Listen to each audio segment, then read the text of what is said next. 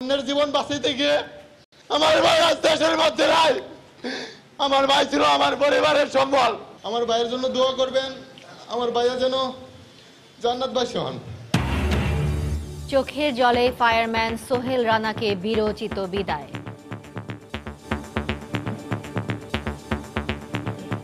আমাদের সাথে আমাদের একজন সঙ্গী চলে গেছে, আমাদের খুবই আজ মনের ভিতরে অনেক কষ্ট। কি হারাইছে আমরা, এটা আসলে বলার বাহুল্য।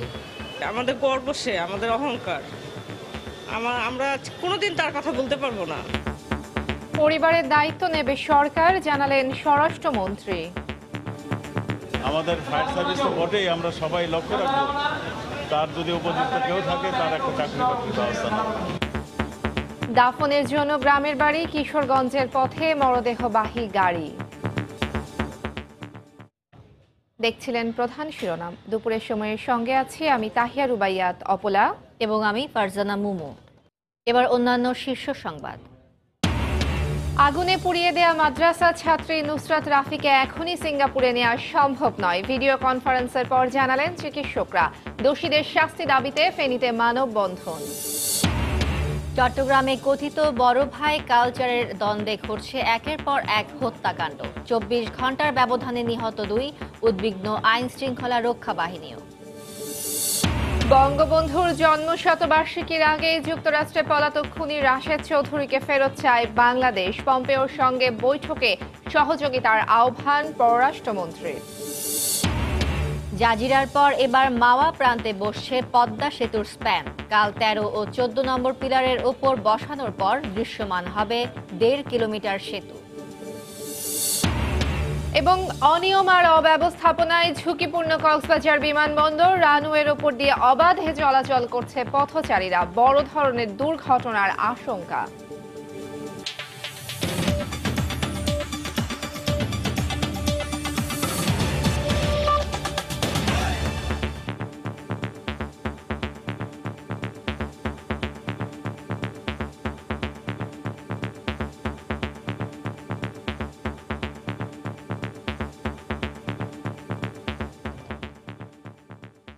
সহকর্মী স্বজনদের চোখের জল, শ্রদ্ধা আর ভালোবাসায় অনন্ত অসীমের পথে যাত্রা করলেন ফায়ারম্যান সোহেল রানা। সকাল 11টায় ফায়ার সার্ভিস সদর দপ্তরে জানাজা শেষে মরদেহবাহী গাড়ি যাত্রা করে কিশোরগঞ্জের উদ্দেশ্যে। অশ্রুসজল চোখে ভাইয়ের হয়ে সবার কাছে ক্ষমা চান সোহেলের ছোট ভাই উজ্জ্বল মিয়া। হৃদয়ের হাহাকার নিয়ে সোহেল রানাকে স্মরণ করেন সহকর্মীরাও। স্বরাষ্ট্রমন্ত্রী জানান, সোহেলের পরিবারে সক্ষম কেউ থাকলে তাকে চাকরি দেয়া হবে। খান মোহাম্মদ রুমেলের রিপোর্ট।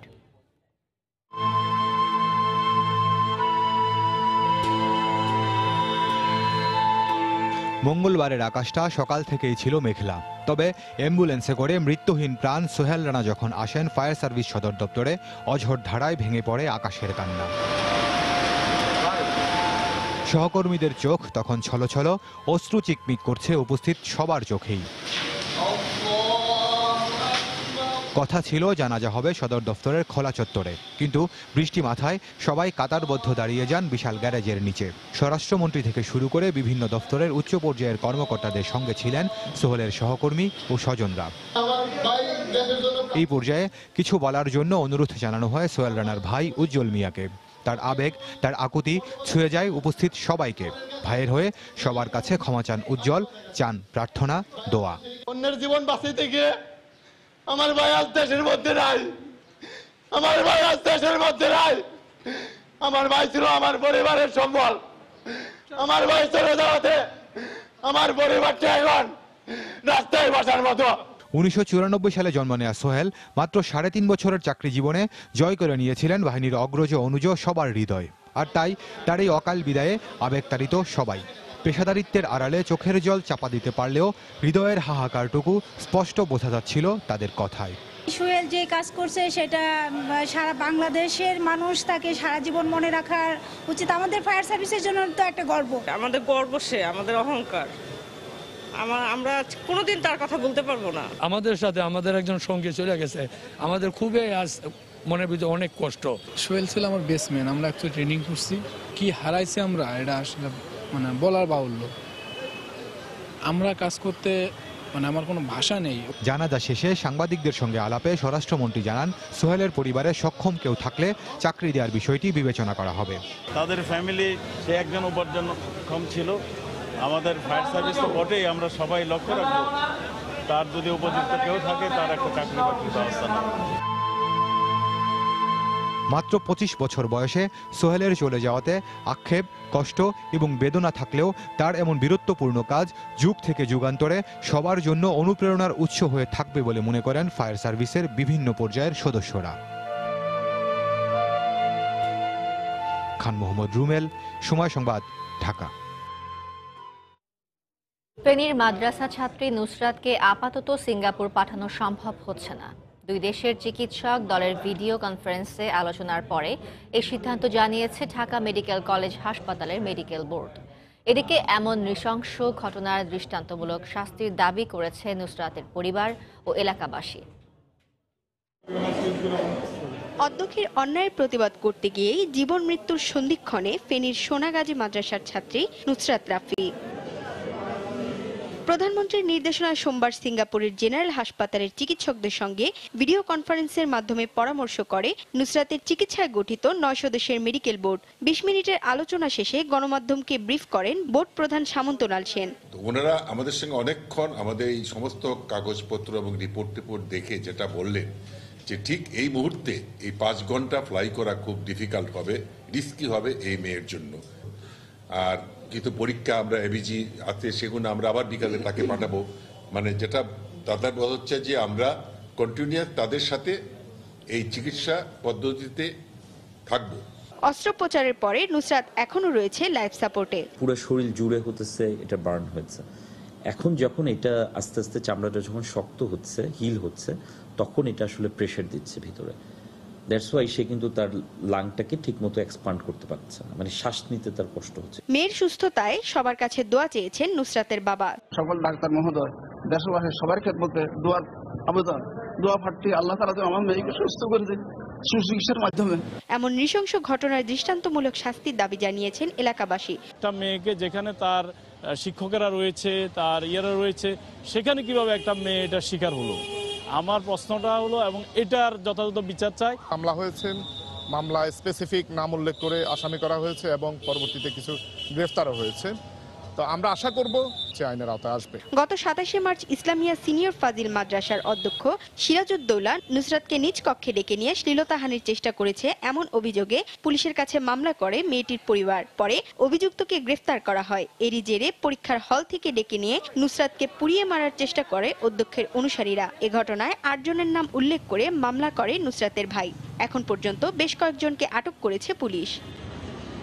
পিঙ্কি আক্তার, সময় সংবাদ, ঢাকা।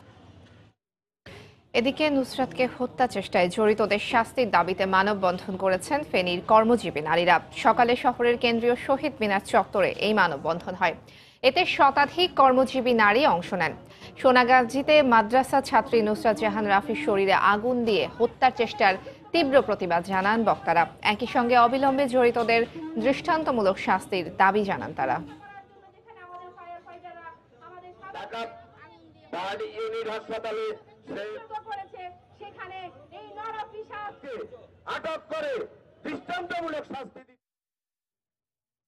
গত 2 বছরে দফায় দফায় মাদ্রাসার অধ্যক্ষ সিরাজউদ্দৌলার হাতে যৌন হয়রানির শিকার হন ফেনীতে অগ্নিদগ্ধ নুসরাত রাফি। আগুনে পুড়িয়ে দেওয়ার আগে থানায় অভিযোগ দায়েরের সময় পুলিশের কাছে দেয়া জবানবন্দির ভিডিওতে শোনা যায় সেই কথা। অভিযুক্ত অধ্যক্ষের বিরুদ্ধে বিভিন্ন প্রতারণার অভিযোগ করেছেন এলাকাবাসী। জুলহাস তালুকদারের ক্যামেরায় আতিয়ার সজলের রিপোর্ট।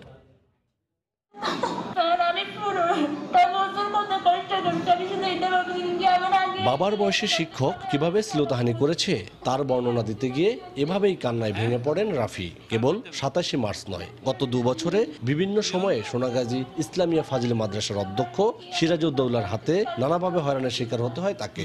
আগুন হামলার ঘটনার আগে থানায় অভিযোগ দায়েরের সময় পুলিশের কাছে দেয়া জবানবন্দিতে উঠে আসে সেসব কথা।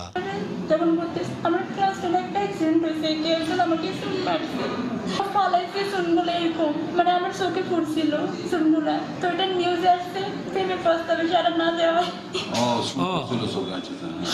এটা একটা মিথ্যের ওটা তো আমার লাইফে কলঙ্কই হয়ে গেছে।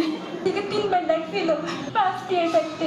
আমি হারুদেরকে বিষয়টা জানাইছি, বলছে হুজুর কারে কারে জানাইছে বিষয়টা? আমি হারুদেরকে বলছি আমাদের মাদ্রাসাগুলো হুজুর আমাকে প্রিন্সিপাল এগুলো বলতেছে, খারাপ করে কথা বলতেছে, আমি বিষয়ে দেখা করতে কথা বল ওনার নাকি আমাকে ভালো লাগে। হারুদের বলছেন কি আচ্ছা মা তুই খুদুস করি থাক। হারুদের আমি সবটা বলছি, তারপর আমি ওনাকে নিষেধ করতাম যে আমার জীবনে একটা কলঙ্ক হয়ে গেছে, আমি জানিও না, উনিও ওটারই সুযোগ নিতে। উনি বলছে আমাকে কেউ বিশ্বাস করবে না, তোর লাইফে তো আগে একটা কলঙ্ক আছে, এখন আমার সাথে থাক। পিয়ন হ্যাঁ কার মাধ্যমে? ওনার পিয়নটা দিয়ে পিয়নের মাধ্যমে তোমাকে ডাকছে? পিয়নের নাম কি? নূর আলম। উনি আমাকে বলছে এক্সামের সময় প্রশ্ন দিবে। অধ্যক্ষ সিরাজউদ্দৌলার বিরুদ্ধে যৌন হয়রানির অভিযোগ এটি প্রথম নয়। এছাড়াও এলাকাবাসীর কাছ থেকে অর্থ আত্মসাতের অভিযোগ রয়েছে। গোবিন্দ পূর্বদা মাদ্রাসাতে সেখানেও তার এই নৈতিক অবক্ষয়ের জন্য তাকে সেখান থেকে ভাগাইছে। যে অপকর্মের যে তথ্য আমি পাইছি, এই মেয়েদের থেকে 3 জন মেয়ে তার অপকর্মের কথা বলছে। এদিকে রাফির উপর হামলার ঘটনায় অভিযুক্ত অধ্যক্ষের দৃষ্টান্তমূলক শাস্তি দাবি করেছে সহপাঠীরা। নুসরাতের সাথে যে এই কাজটা করেছে সেই জন্য উপযুক্ত শাস্তি পায়। প্রকৃতপক্ষে যারা এটা দোষী যারা করেছে তাদের আইনত বিচার যেটা হয় সেটা আমরা খুশি।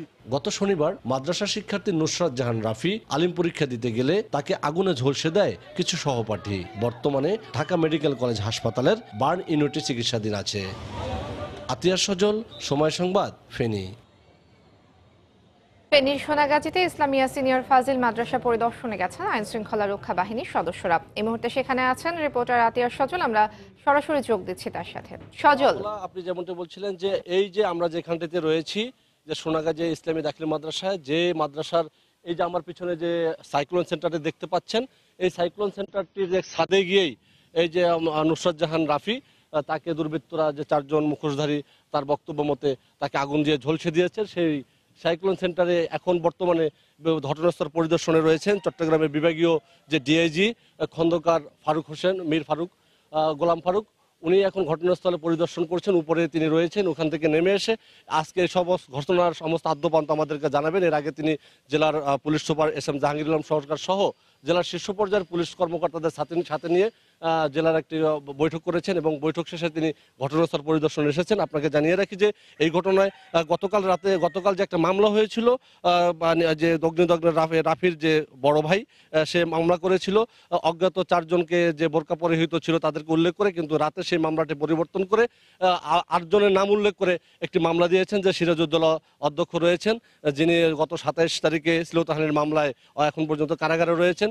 এবং এই যে 8 জন উল্লেখিত যে আসামি রয়েছে তার মধ্যে সিরাজউদ্দৌলা এবং এক প্রফেসর রয়েছেন আফসার উদ্দিন, এই 2 জনই তা আটক আছে পুলিশের হাতে এবং গ্রেপ্তার রয়েছেন। এবং বাকি যারা রয়েছেন তাদেরকে এখনো পুলিশে আইনের আওতায় আনতে পারেনি এবং তাদেরকে বেশ কয়েকজনকে আটক রয়েছে। তাদের সকলের ঠিকানা আমাদেরকে পুলিশ জানায় নেই, তবে তারা পুলিশ জানিয়েছেন যে এই ঘটনা এখন পর্যন্ত 10 জনের মতো আটক দেখিয়েছেন তারা, এবং যার মধ্যে বেশ কয়েকজনকে কোর্টে পাঠানো হয়েছে। সে কোর্টে কি ধরনের আদেশ দেয়, তাদেরকে রিমান্ড দেয় কিনা সেটা আমাদেরকে তদন্তকারী কর্মকর্তা যিনি রয়েছেন পুলিশ যেখানকার কামাল হোসেন এখানকার যে পরিদর্শক তদন্ত, তিনি জানিয়েছেন যে কোর্টে পাঠানো হয়েছে, তবে এখনো কোনো আদেশ হয়নি, তবে আদেশ হলে আমাদেরকে জানাবে।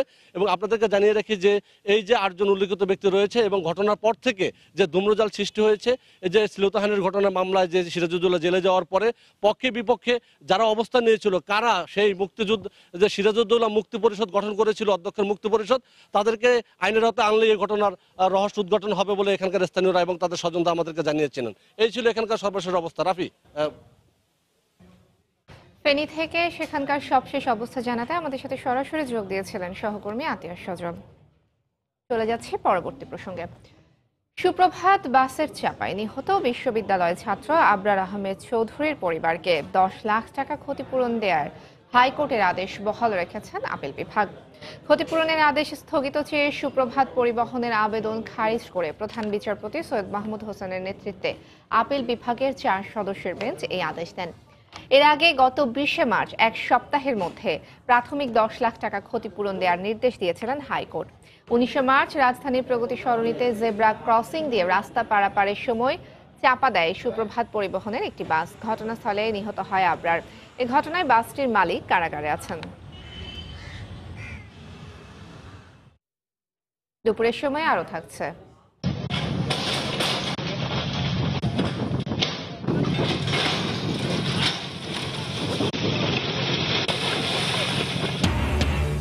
এবার গুড়িয়ে দেয়া হলো তুরাগ পাড় দখল করে গড়ে তোলা বিনোদন কেন্দ্র। নদী ভরাটের অভিযোগে আটক এক।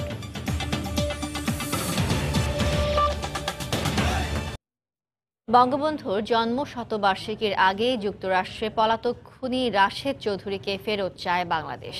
এ ব্যাপারে ওয়াশিংটনের সহযোগিতা চেয়েছে ঢাকা।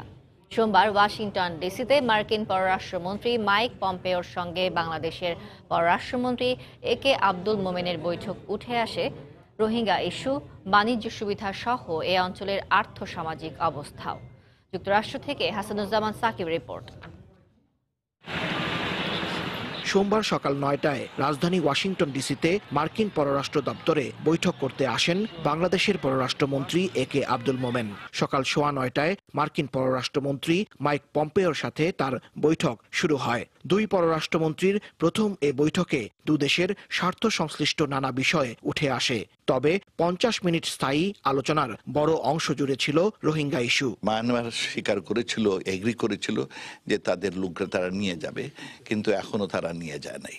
সেজন্য আপনাদের এইখানে আমরা সহায়তা চাই। বৈঠক ফলপ্রসূ হয়েছে উল্লেখ করে পররাষ্ট্রমন্ত্রী মোমেন জানান, যুক্তরাষ্ট্রে পালিয়ে থাকা বঙ্গবন্ধুর খুনি মৃত্যুদণ্ডপ্রাপ্ত রাশেদ চৌধুরীকে দেশে ফিরিয়ে দেওয়ার ব্যাপারে তাদের মধ্যে আলোচনা হয়েছে। বাংলাদেশের অব্যাহত উন্নয়নের কথা তুলে ধরে পররাষ্ট্রমন্ত্রী বলেন, এই অগ্রযাত্রায় যুক্তরাষ্ট্রকে অংশীদার হিসেবে চায় বাংলাদেশ। আমাদের বিরাট সমুদ্র আছে, সমুদ্র এলাকা, সেই সবের যদি আপনারা সুযোগ নেন তাহলে আপনারা ওখানে আপনাদের যে ইন্ডো স্পেসিফিক স্ট্র্যাটেজি আছে এবং ইন্ডো স্পেসিফিক বিজনেস ফোরাম, সেই মাধ্যমে আপনারা ওখানে ব্যবসা বাণিজ্য ভালো করলে আপনাদেরও ভবিষ্যৎ খুব ভালো হবে।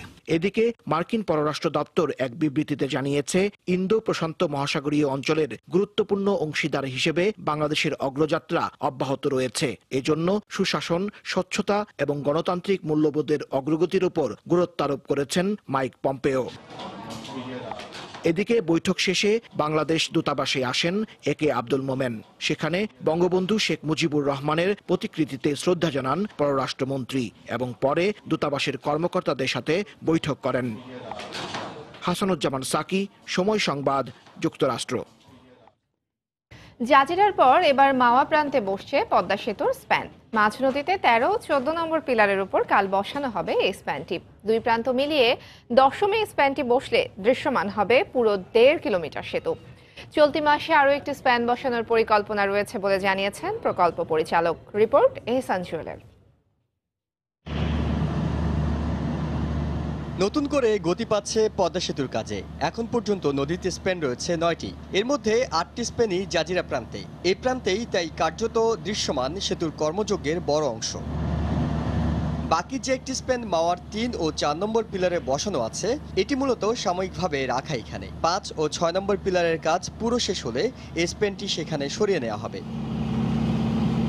সুখবর হলো, এবার মাওয়া প্রান্তে প্রথমবারের মতো নির্ধারিত পিলারে বসতে যাচ্ছে স্প্যান। নদীর ৩ নম্বর মডিউলের ১৩ ও ১৪ নম্বর পিলার দিয়ে এখানে শুরু হবে স্প্যান বসানোর কাজ, যা ধীরে ধীরে এগিয়ে নেওয়া হবে জাজিরার দিকে।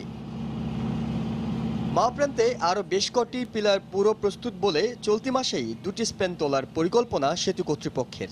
এপ্রিলে আমাদের 2 মিনিমাম হওয়া উচিত, আর বেশিও হতে পারে, কারণ আমাদের সেকেন্ড আর একটা ট্রাস, ইরেকশনের ট্রাস আমাদের আসছে। এটা দিয়ে ধরে রেখে ওয়েল্ডিং করে যেটা রেখে, ওয়েল্ডিংটা করতে ধরে রেখে অনেক সময় লাগে। তো সেই সময়ের জন্য দেখা যাচ্ছে এটা পারে নাই। তো আমরা এপ্রিলে আমাদের আরও বেশি টার্গেট। এ লক্ষ্যে যে স্প্যানটি বসানো হবে সেটি তুলে দেওয়া হয়েছে ৩৬০০ মেট্রিক টন ওজন বহনে সক্ষম বিশ্বের সর্বাধুনিক ক্রেনে। এর আগে মাওয়ার ইয়ার্ড থেকে জাজিরায় স্প্যান বয়ে নিতে পাড়ি দিতে হতো প্রায় ৬ কিলোমিটার পথ, তাই আগের দিন রওনা দিত ক্রেন। এবার নদীর পাড় থেকে মাত্র ১.৫ কিলোমিটার দূরে মাওয়া প্রান্তে স্প্যান বসানো হবে বলে যেদিন তোলা হবে সেদিন সকালেই এটি নিয়ে রওনা হবে ক্রেনটি। এই ১০ম স্প্যানটি বসানোর মধ্য দিয়ে নদীতে দৃশ্যমান করা সম্ভব হবে পুরো ১.৫ কিলোমিটারের সেতু, অর্থাৎ ৬.১৫ কিলোমিটার পদ্মা সেতুর মধ্যে দৃশ্যমান হবে ৪ ভাগের ১ ভাগ। তবে নদীতে এখনও 10টি পিলার দৃশ্যমান থাকায় বাকি 3 ভাগ কাজ দ্রুততম সময়ের মধ্যে শেষ করার ব্যাপারে আশাবাদী প্রকল্প সংশ্লিষ্টরা। ইহসান জুয়েল, সময় সংবাদ, জাজিরা, শরীয়তপুর। শুধু প্রকল্প পরিচালক নন, সংশ্লিষ্ট সব কর্মকর্তাকে সপরিবারে প্রকল্প এলাকায় থাকার নির্দেশ দিয়েছেন প্রধানমন্ত্রী শেখ হাসিনা। সকালে শেরেবাংলা নগরের এনইসি সম্মেলন কক্ষে একনেক সভায় এই নির্দেশনা দেন সরকার প্রধান। চলতি অর্থ বছরের 20তম সভায় মিরসরাইয়ে ভারতীয় অর্থনৈতিক অঞ্চল স্থাপন ও আখাউড়া সিলেট নতুন রেলপথ নির্মাণ সহ মোট 7টি প্রকল্পের অনুমোদন দিয়েছে জাতীয় অর্থনৈতিক পরিষদের নির্বাহী কমিটি একনেক, যা বাস্তবায়নে সম্ভাব্য ব্যয় ধরা হয়েছে 18,191 কোটি টাকা। সভা শেষে সংবাদ সম্মেলনে পরিকল্পনা মন্ত্রী এম.এ. মান্নান জানান, চলতি অর্থ বছরের মার্চ পর্যন্ত এডিপির 47.24% বাস্তবায়ন হয়েছে। এছাড়া গেল মাসে দেশে মূল্যস্ফীতি ছিল 5.55%। মার্চ পর্যন্ত এডিপি বাস্তবায়ন হার 47.24, যা এই সময়ে গত অর্থ বছরে ছিল 45.65। পিডিরা গ্রামে থাকে না বা এলাকায় থাকে না, তেমনি অন্যান্য অফিসারও যারা আছে তারাও দেখা যায় প্রায় থাকে না, বা থাকলে পরিবার নিয়ে থাকে না। পরিবার নিয়ে না থাকলে হয় কি, সে একটা সবসময় ঢাকায় থাকার একটা তার একটা মনের মধ্যে টান থাকে, এই জন্য কাজ সাফার করে। তো উনি বলছেন যে এটা আপনারা ইরাদেরকে বলেছেন আপনারা এটাকে একটু চাপ দেন, যাতে করে এরা বউ বাচ্চা নিয়ে সঙ্গে থাকে এবং সুযোগ সুবিধা সৃষ্টি করে। চট্টগ্রামে কথিত বড় ভাই কালচারের দ্বন্দ্বে ঘটছে একের পর এক হত্যাকাণ্ড। প্রেমের বিরোধকে কেন্দ্র করে কিশোরদের অন্যায়কে আশ্রয় দেয়া কথিত বড় ভাই লোকমান প্রতিপক্ষ সাইফুল গ্রুপের হাতে নিহত হয়। এর 24 ঘন্টার মধ্যে সাইফুল নিহত হয় পুলিশের সঙ্গে কথিত বন্দুকযুদ্ধে। এদিকে গত বছরও 3 জন নিহত হয়েছেন জানিয়ে বড় ভাই কালচার নিয়ে উদ্বেগ প্রকাশ করেছে পুলিশ। বিস্তারিত জানাচ্ছেন কমল দে। গত কদিন ধরেই চট্টগ্রামে বড় ভাই কালচারের বিষয়টি আলোচনায় আসছিল। সবশেষ রোববার রাতে কিশোর প্রেমের জের ধরে বাকলিয়া এলাকায় সন্ত্রাসীদের গুলিতে মারা যায় গোলপাহাড় এলাকার বড় ভাই লোকমান হোসেন। আর এই হত্যাকাণ্ডের জন্য দায়ী করা হয় বাকলিয়া এলাকার বড় ভাই সাইফুলকে।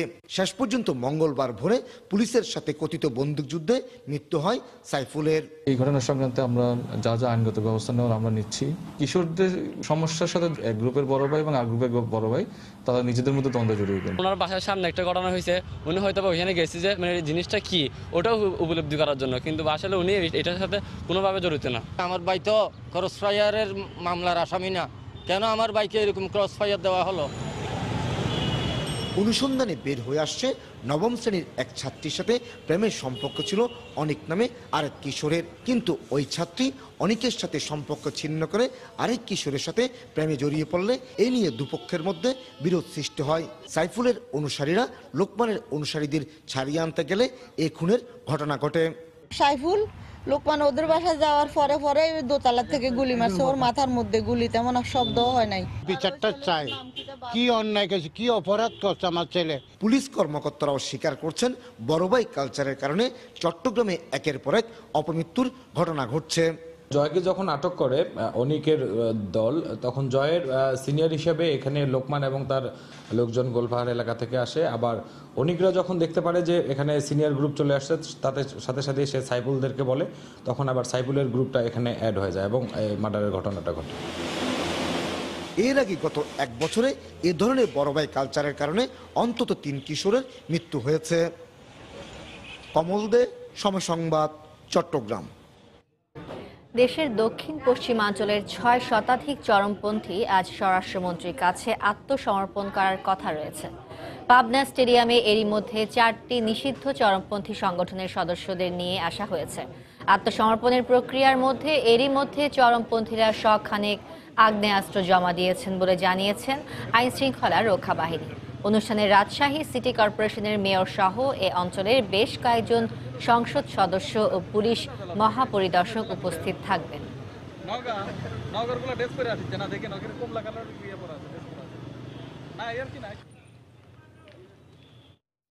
এই মুহূর্তে পাবনা স্টেডিয়ামে আছেন রিপোর্টার ওমর ফারুক। বিস্তারিত জানতে সরাসরি চলে যাচ্ছি তার কাছে। ওমর। মোমো এই দক্ষিণ পশ্চিমাঞ্চলের যে 14টি জেলার চরমপন্থীরা আজকে স্বরাষ্ট্রমন্ত্রীর কাছে আত্মসমর্পণ করবেন, সেই জন্য এখানে বেশ উৎসব মুখর পরিবেশে পাবনা স্টেডিয়ামে এই অনুষ্ঠান আয়োজন করা হয়েছে। যদিও অনুষ্ঠান সূচি অনুযায়ী এই প্রোগ্রামটি শুরু হবে বিকেল 3টায়, তবে এরই মধ্যে এই স্টেডিয়ামে আপনি জানেন যে আপনি গানের শব্দ শুনতে পাচ্ছেন। এই অনুষ্ঠানকে কেন্দ্র করে এখানে সাংস্কৃতিক অনুষ্ঠানের আয়োজন করা হয়েছে এবং বাংলাদেশের স্বনামধন্য শিল্পী মমতাজ তিনি এখানে গান গাইবেন এবং সে কারণে পাবনার আশপাশের জেলা থেকেও লোকজন এসেছে। আর এরই মধ্যে যারা আত্মসমর্পণ করবেন, আমি আগেই বলেছি যে 600রও বেশি চরমপন্থী সংগঠনের সদস্য, যারা 4টি সংগঠনের এই এলাকায় সক্রিয় 4টি সংগঠনের তারা সদস্য, তাদেরকে এরই মধ্যে এই এলাকায় নিয়ে আসা হয়েছে। তবে এখনো পর্যন্ত তাদেরকে অনুষ্ঠানস্থলে ঢোকানো হয়নি। ঢাকা থেকে এরই মধ্যে স্বরাষ্ট্রমন্ত্রী এবং পুলিশ মহাপরিদর্শক তিনিও এসেছেন। এই 14টি জেলায় যেসব সংসদ সদস্যরা আছেন তারাও এখানে আসবেন। সব মিলিয়ে বিশাল একটি আয়োজন এবং আমরা জানতে পেরেছি যে গত কয়েকদিন ধরে এই অনুষ্ঠানকে ঘিরে এই এলাকায় মাইকিংও করা হয়েছে। তবে এখানে যে এই 600রও বেশি চরমপন্থী এখানে আত্মসমর্পণ করতে যাচ্ছেন, তাদের আত্মসমর্পণের পর তাদেরকে পুনর্বাসনটা কিভাবে হবে সেটার উপরেই অনেকটাই নির্ভর করছে যে এই এলাকায় আসলে কতটুকু যে শান্তির প্রত্যাশায় এই আয়োজন সেটি আসলে সম্পন্ন হবে। এর পাশাপাশি আপনি জানেন যে এই দক্ষিণ পশ্চিমাঞ্চল দীর্ঘদিন ধরে, অনেক দিন ধরেই অশান্ত ছিল এবং নানান ধরনের সমস্যা, খুন, চাঁদাবাজি সহ নানান ধরনের সমস্যা ছিল। এই চরমপন্থীদের হাতে পুলিশের সদস্য, সাধারণ মানুষ অনেকেই মারা গেছেন এবং যারা আত্মসমর্পণ করতে আসছেন তাদের অনেকের বিরুদ্ধেই মামলা রয়েছে, অনেকের বিরুদ্ধে খুনের মামলাও রয়েছে। এখন আত্মসমর্পণের পর স্বাভাবিক জীবনে ফিরে যেতে গেলে সাধারণ মানুষ যারা স্বজন হারিয়েছেন তারা কিভাবে এই বিষয়গুলোকে নেন এবং তাদের সামাজিকভাবে তাদেরকে মিশে যাওয়ার বিষয়টা একটি বড় চ্যালেঞ্জ হিসেবে সামনে থাকবে। তবে প্রশাসন বলছে যে এই সকল চ্যালেঞ্জ মোকাবেলা করেই তারা এই এলাকায় শান্তির প্রতিষ্ঠার জন্য যা যা করা দরকার সেটি করবেন। এই ছিল এখন পর্যন্ত আমার হাতে সব শেষ। নিষিদ্ধ ঘোষিত চরমপন্থী সংগঠনের সদস্যরা আজ স্বরাষ্ট্রমন্ত্রীর কাছে আত্মসমর্পণ করবেন। তারিখ সবশেষ খবর আমাদের পাবনা স্টেডিয়াম থেকে জানাচ্ছিলেন ওমর ফারুক। 11 দিনের বিরতি দিয়ে তৃতীয় পর্যায়ে শুরু হয়েছে ঢাকার চারপাশের নদী দখলমুক্ত করার অভিযান। সকালে আশুলিয়ার তুরাগ পাড় থেকে উচ্ছেদ শুরু করে BIWTA।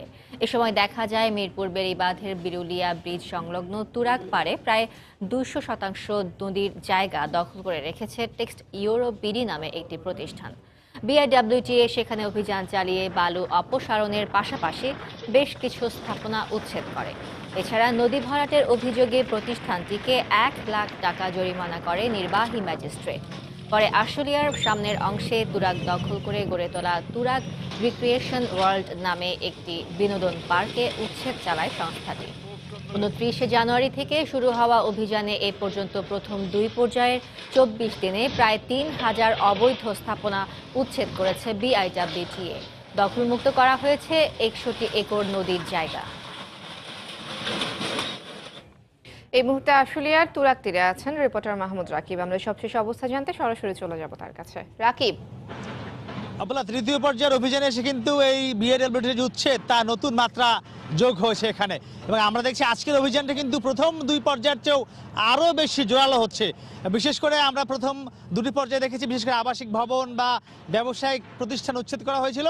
আজকে আপনি যদি একটু দেখাই আমার পিছনে, ঠিক এই যে আশুলিয়া, এটি একটি সিমেন্টের রেডি মিক্সার বলা হয় এটিকে, এবং এটি হলো বাংলাদেশের খুবই নামকরা একটি প্রতিষ্ঠান NDE রেডি মিক্সার কোম্পানি বলা হয়। এবং আপনি দেখছেন যে এখানে মূলত যে বড় ভবনগুলো করা হয় ঢাকা শহর বা ঢাকার আশপাশে, সেখানে যে ছাদ করা হয় বা এখন যে নতুন করে আধুনিক পিলার করা হয়, সেখানে এখান থেকে সরাসরি পাথর বা ইট, বালু, লাল বালু, সাদা বালু এগুলো মিক্স করে নিয়ে যাওয়া হয়। তো তেমনই কিন্তু একটি এখানে সেই কারখানা আপনি দেখছেন, বিশাল আকারের সেই কারখানাটি, এবং এটি কারখানা বা প্ল্যান্ট বলা হয়, রেডি মিক্সচার প্ল্যান্ট।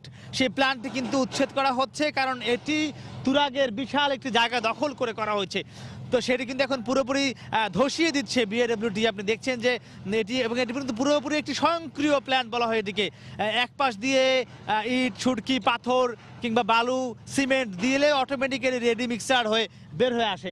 তো সেটি কিন্তু আপনি দেখছেন এখন উচ্ছেদ করা হচ্ছে। ঠিক একইভাবে কিছুক্ষণ আগে ঠিক এই তুরাগ নদীর অপর পাশে অর্থাৎ সাভার পাশে এটি বলা হয় তুরাগ রিক্রিয়েশন ওয়ার্ল্ড, সেটি কিন্তু এখন কিছুক্ষণ আগে এখানে উচ্ছেদ করা হচ্ছে। আপনি যদি দেখেন সেই তুরাগ রিক্রিয়েশন ওয়ার্ল্ডটি কিন্তু পুরোপুরি সামনের যে অবৈধ অংশটুকু ছিল সেটি উচ্ছেদ করা হয়েছে। সেখানে বড় একটি ডাইনোসর সদৃশ গেট ছিল, কুমিরের মুখ দিয়ে করা একটি গেট ছিল।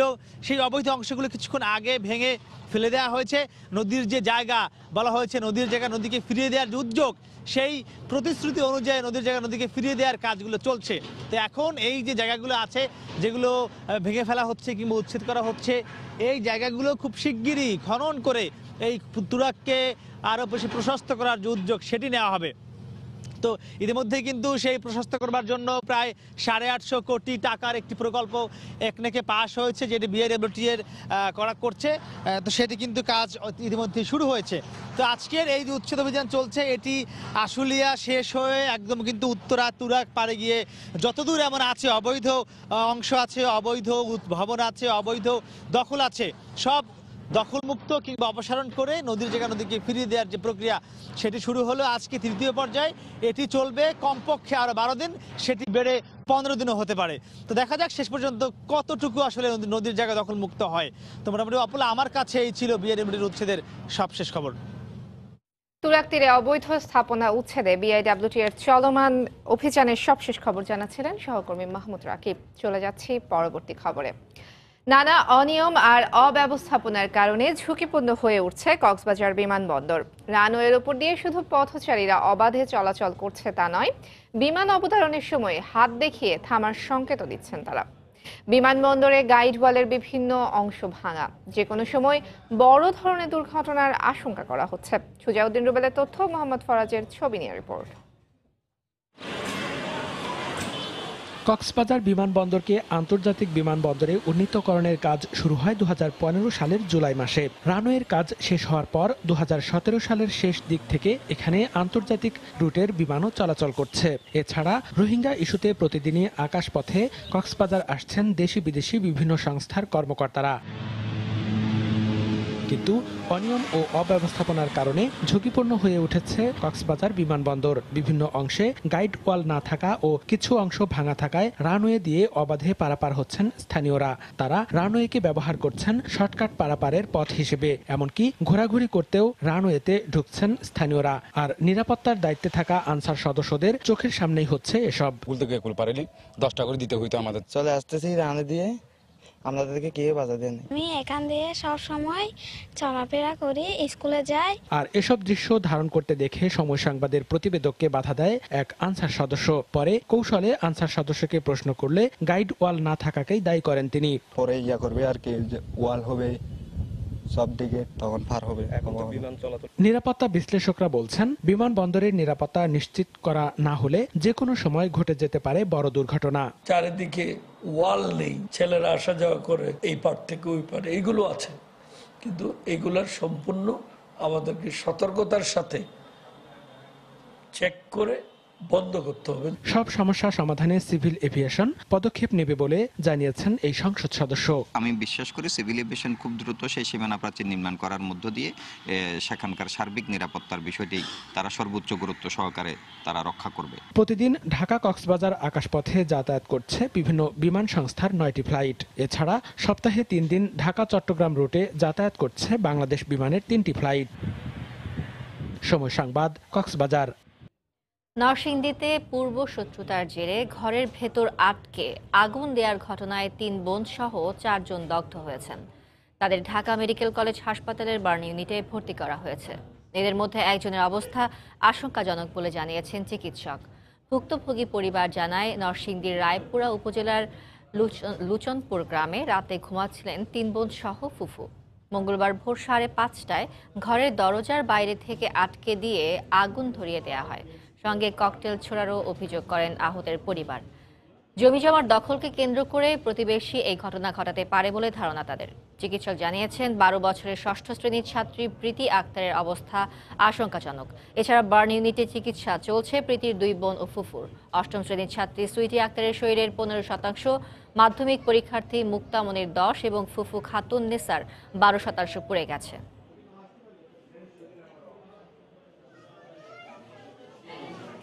সিভিয়ার ইনহেলেশন ইনজুরি, তার ভয়েসও চেঞ্জ হয়ে গিয়েছে। সো তাকে আমরা খুবই আশঙ্কাজনক হিসেবে চিহ্নিত করেছি, তাকে ভর্তিও করেছি। আর বাকি যে 3 জন আছে তাদের মানে শরীরের পোড়ার মানে পরিমাণটা কম, 10% বা 12% মতো, কিন্তু তাদের সবারই সেই হাতে এবং মুখে বার্ন আছে। বাট ওই এখনো ইনহেলেশন বার্নের সিমটম তাদের মধ্যে আসেনি। না, তাদেরকে আমরা অবজারভেশনে রেখেছি। আমরা 24 ঘন্টা অবজারভেশন করব, করার পরে যদি মনে করি যে তাদেরকে ভর্তি করার মতো, তাহলে তাদেরকে ভর্তি করব। রাজধানীর গভর্নমেন্ট ল্যাবরেটরি হাই স্কুলে সাহিত্য উৎসব ও কৈশোর তারুণ্যের বইমেলা অনুষ্ঠিত হয়েছে।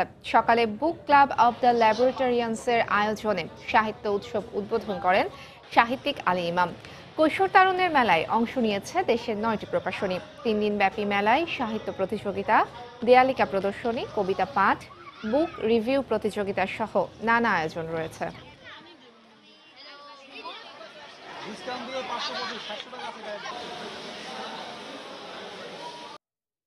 দুপুরের সময়ে পর্যায়ের শীর্ষ সংবাদগুলো জানিয়ে দিচ্ছি আরো একবার। অন্যের জীবন বাঁচাইতে গিয়ে আমার ভাই আজ দেশের মধ্যে নাই। আমার ভাই ছিল আমার পরিবারের সম্বল। আমার ভাইয়ের জন্য দোয়া করবেন, আমার ভাইয়া যেন জান্নাতবাসী হন। চোখের জলে ফায়ারম্যান সোহেল রানাকে বিরচিত বিদায়। পরিবারের দায়িত্ব সরকারের, জানালেন স্বরাষ্ট্রমন্ত্রী। আজ গ্রামের বাড়ি কিশোরগঞ্জে দাফন। আগুনে পুড়িয়ে দেয়া মাদ্রাসা ছাত্রী নুসরাত রাফিকে এখনই সিঙ্গাপুরে নেওয়া সম্ভব নয়। ভিডিও কনফারেন্সের পর জানালেন চিকিৎসকরা। দোষীদের শাস্তি দাবিতে ফেনীতে মানববন্ধন। কিছুক্ষণের মধ্যে স্বরাষ্ট্রমন্ত্রীর কাছে দেশের দক্ষিণ পশ্চিমাঞ্চলের 6 শতাধিক চরমপন্থীর আত্মসমর্পণ। এরই মধ্যে জমা পড়েছে শখানেক আগ্নেয়াস্ত্র। বঙ্গবন্ধুর জন্মশতবার্ষিকীর আগেই যুক্তরাষ্ট্রে পলাতক খুনি রাশেদ চৌধুরীকে ফেরত চায় বাংলাদেশ। পম্পেওর সঙ্গে বৈঠকে সহযোগিতার আহ্বান পররাষ্ট্রমন্ত্রীর।